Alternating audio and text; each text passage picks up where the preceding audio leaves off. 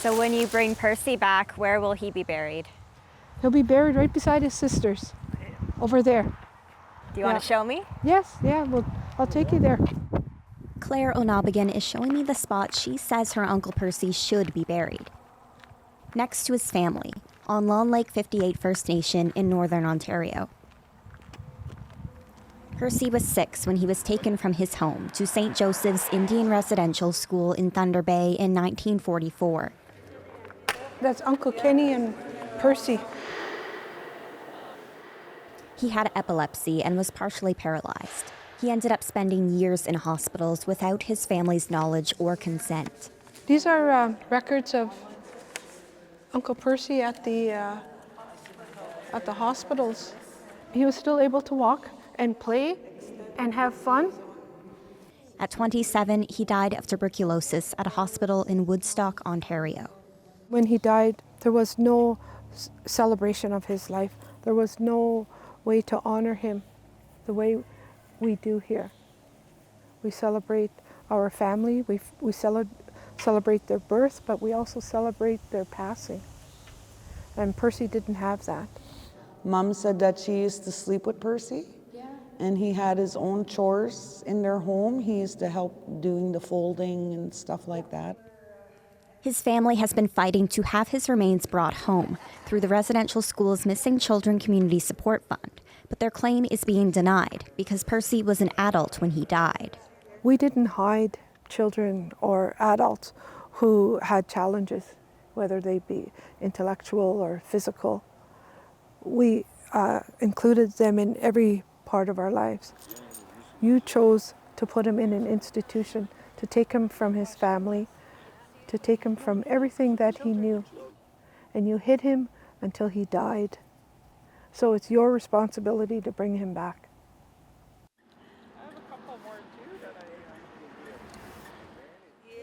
Percy's story was shared in the Sites of Truth, Sites of Conscience report released this summer.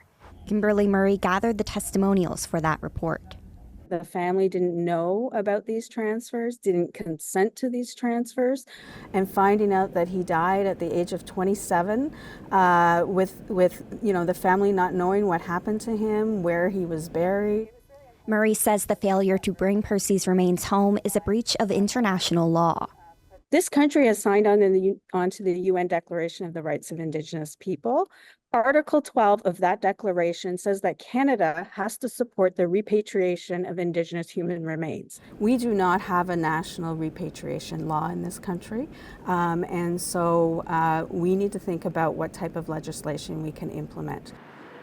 When asked for comment, the federal government did not speak directly to this case, but says they are continuing with research and fieldwork at St. Joseph's Indian Residential School.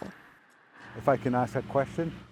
Saul Mamakwa is a residential school survivor. He's also a Northern Ontario MPP. I would call on Doug Ford. I would call on Justin Trudeau to provide the resources to bring Percy Onabigon home. Reconciliation cannot be just words anymore, and reconciliation means that we bring Percy home. This is where Percy will be buried, right here. The Onabigon family isn't giving up hope. Right beside his family. So what will it mean to have him here with his sisters? Well, that he's not forgotten. We've always wanted to bring him home. He'll be buried and remembered and honored like the rest of his brothers and sisters were. Percy didn't have that. So that's what this will do. By bringing him home, he is finally back where he should have been all those years ago. Such a personal story for Percy's family members, Sarah. What was it like to speak with them? Well, it's clear that they're a very close-knit family. I mean, as a group, they took me to the land where Percy grew up, the community's old cemetery, and the spot that they've reserved for him. And I can tell just how much it means to them to bury him there. And any sense of where this story will go from here? Well, before her mother died, Claire Onabigon made a promise to her that she would bring Percy's remains back home no matter what it takes. Claire actually did her thesis on the impact of the residential school system on her community, so this really means the world to her. And when I spoke with Kimberly Murray, she said that a lot of other families are in this situation, and what she wants to see is a national repatriation law put in place to really further the country's commitment to reconciliation. Sarah Law in Thunder Bay, thank you.